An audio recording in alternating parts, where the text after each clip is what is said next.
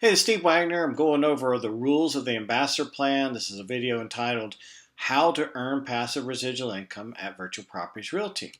So not going to be a promotional one. It may even seem like it's kind of negative slant, but it's a great program. I'm going to lead off by saying this is an enormous amount of ongoing passive residual income to be earned for people to do things the right way, to play by the rules. So every program such as this has rules, and so there are some musts and there are some don'ts, but there are no exceptions. And every day, not every day, but at least once a week, I have someone come up and trying to test us on the rules and come with some sort of angle as to why they should get some sort of exception here, some sort of exception there.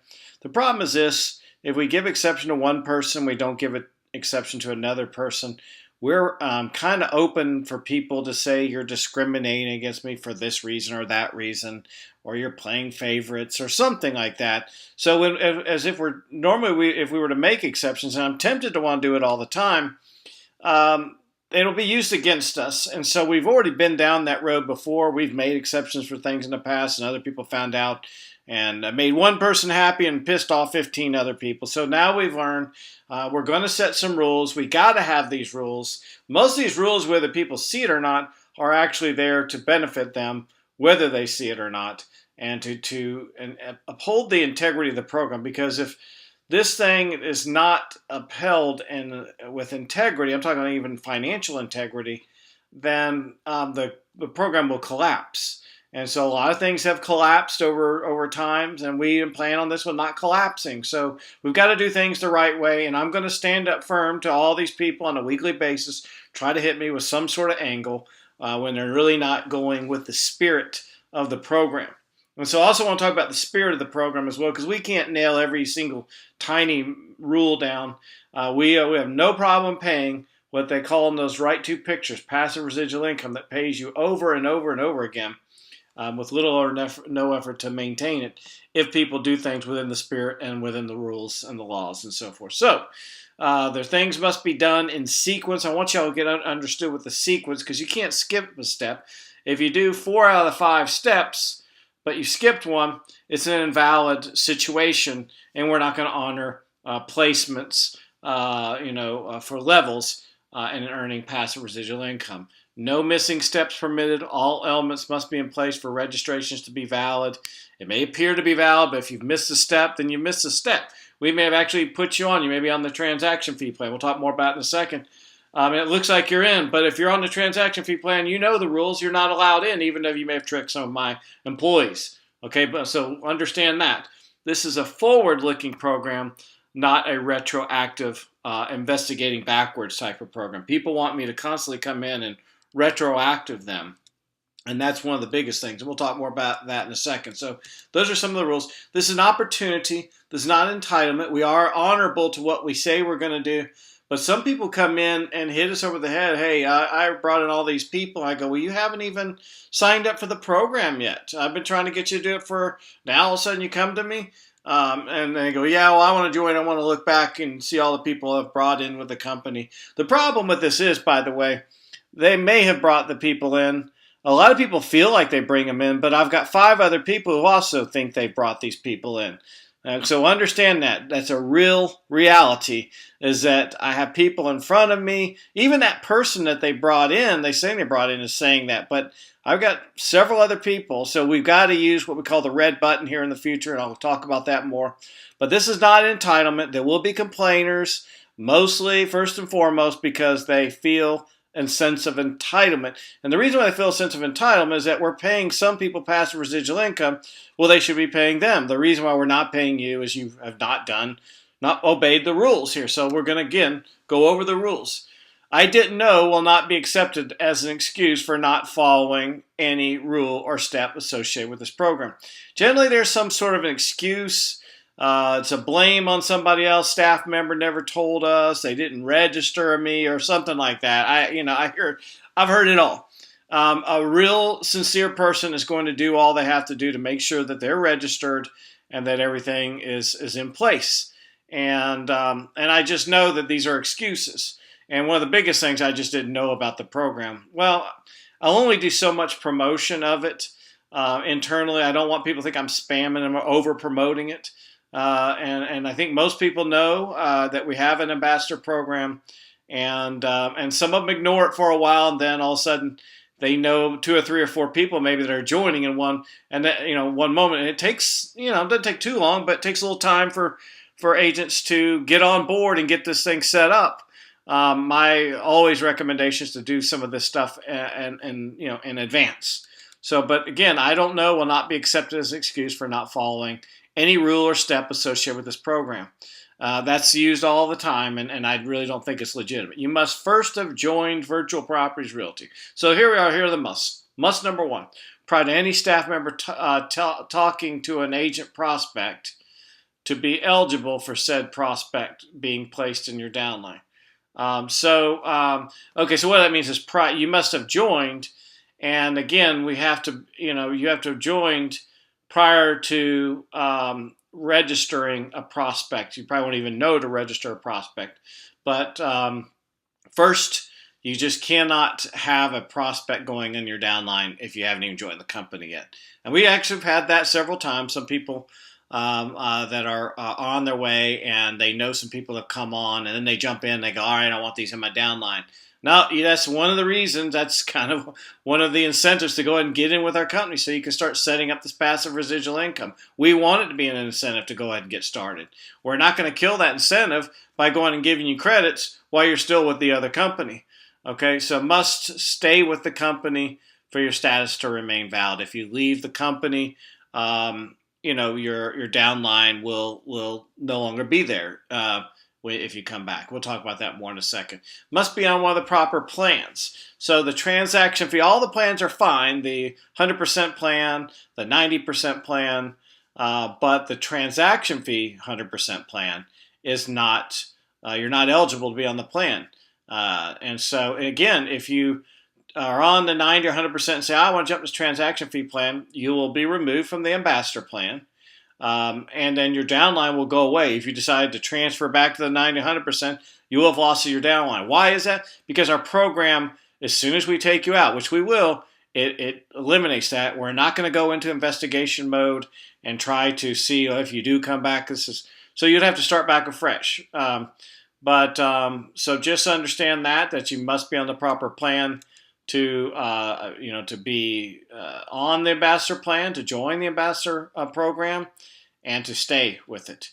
Must sign the paperwork, must fully join, and there'll be no, retroactive after the fact downline assignments. So again, some of the people they're with the company, they're on the right plan, but they just never joined the program. They are involved in a couple people that would have been under the registration, but for whatever reason, they're tuned out. They never actually join. Then finally, after they do join, the people they may have helped come to our company, then they say, all right, I've joined now. Go ahead and put them under me. No, you need to have been joined before we even start talking to the people that come in. Remember I said, before we even start talking to them.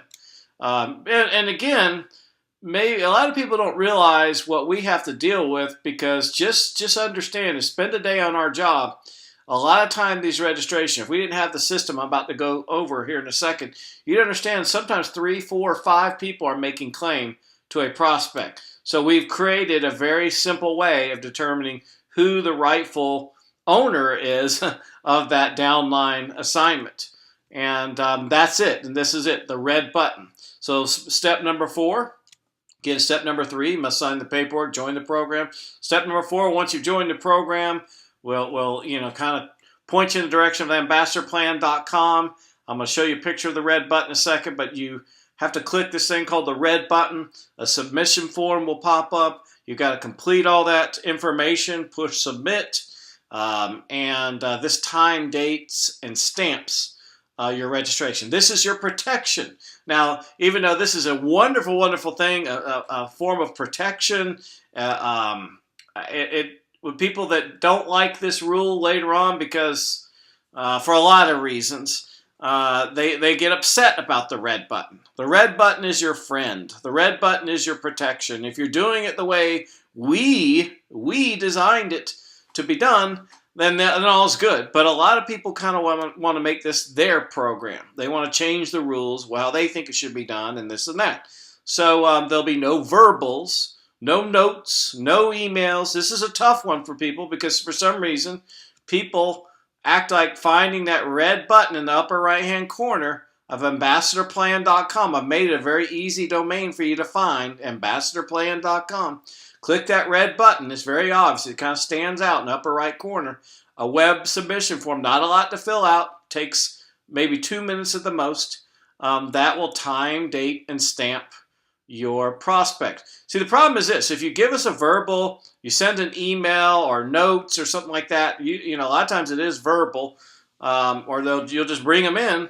Another person could go in and click that red button, and what I say is poaching down the road. But I have a hard time defending you on that case because they did the right thing. They followed the rules, and you didn't follow the rules. That's already been used against me with somebody that I felt like really did it the way I want it to be done. But here I go. I have these rules to protect everybody, but the rules can be used against us. I just really feel like in the end, listen to me on this, I feel like it's a lot of money to give out on a potentially for your life for just following some really simple basic rules.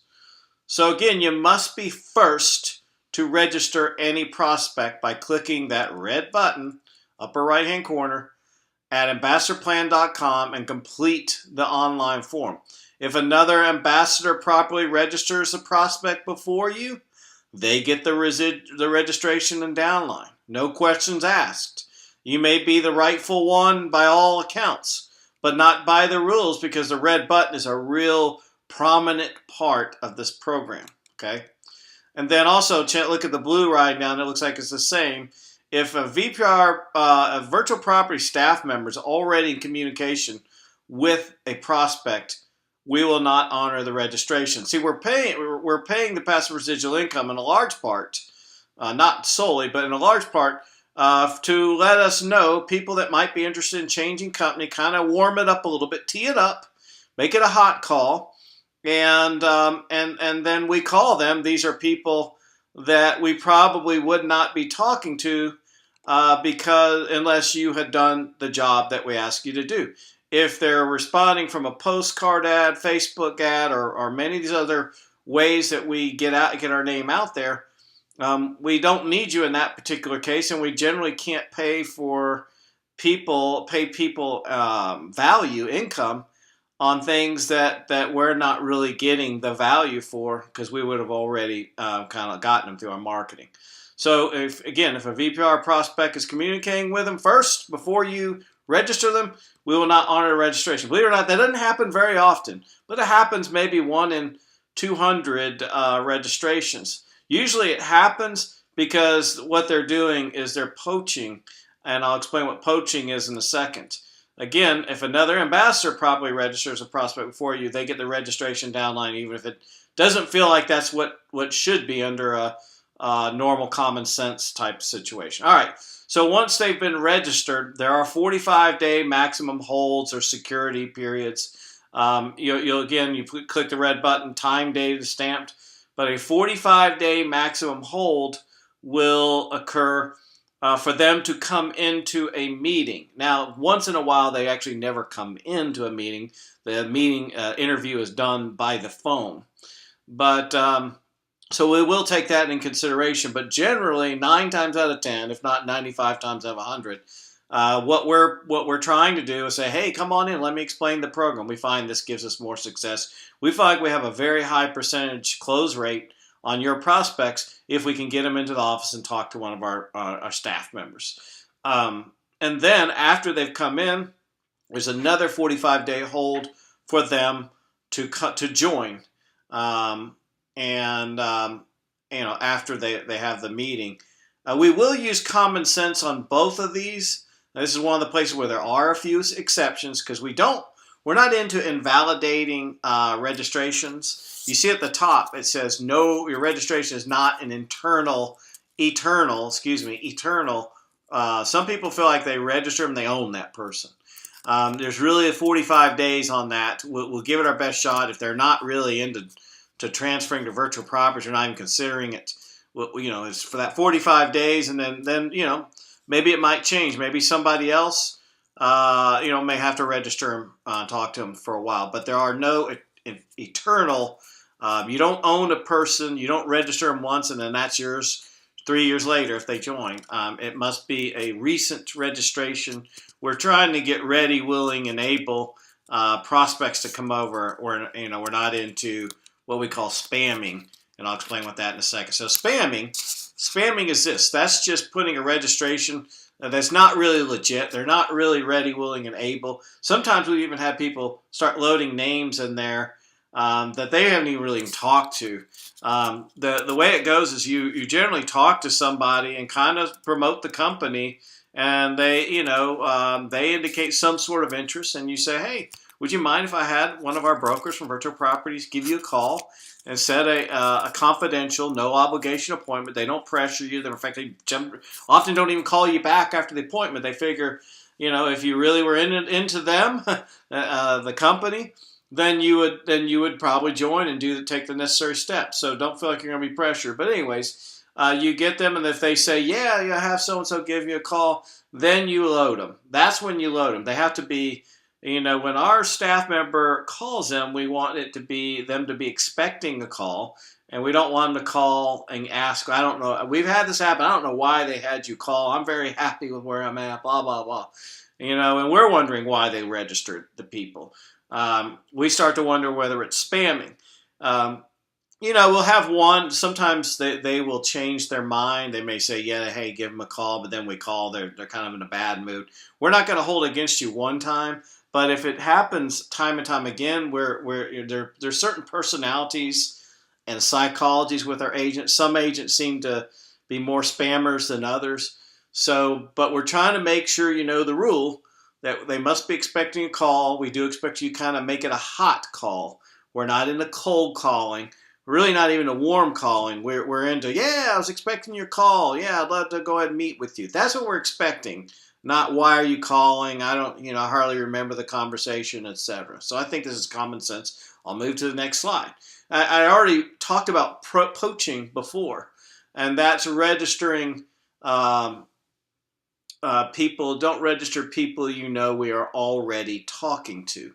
Poaching by I'll tell you the best definition is somebody sitting in the office, and they may be in the foyer. They may be in that kind of waiting area out front, and somebody says, yeah, I'm here to talk to Bill Rivas or one of the brokers about possibly joining. And then, okay, I'll go get Billy, and they walk back, and one way that you recognize them, them, or whatever, and then you immediately run to ambassadorplan.com and register them. Well, they're already in the door. We've already covered that in the past, but believe it or not, this is a big problem with our office, is that people are always wanting to kind of get the passive residual income after we're already talking to them in some way, shape, or form. So that's the number one thing. You don't get it if we're already talking. If they're already in the building, or you've heard, maybe even talked to an agent friend, and they go, yeah, I'm coming to talk to Bill Rivas about joining the company. And then you run, and if you already heard that, you already know they've been, that we're in communication. It's too late to start registering at that particular point. Don't try to persuade or pressure the potential agent prospect, to ask us to put them under you. Now, a lot of times what happens is they don't call our staff first. They immediately go to work on the prospect. They actually start to mess up and make the prospect feel uncomfortable, because all of a sudden there's a call. Hey, I saw you were interviewing with Billy. Hey, will you put my name and number down? That's not how our program works. It's the red button before we even talk to them. But somehow or another, agents feel like if they pressure everyone enough, cause enough stink, that we will just cave in and we will assign that person to them. Let me make sure you understand that. This is where our friction comes in. All right, here. This is our number one problem in our company, is that the ambassadors sometimes feel like they can go talk to the prospect and they'll both get on the same page. They can come to the staff And what's happened generally is ambassador programs offering them leads, offering them support. Who knows what else they're offering them? What they're doing is they're pressuring this person and potentially doing the opposite. This is the number one thing I'm really against, is this poaching thing.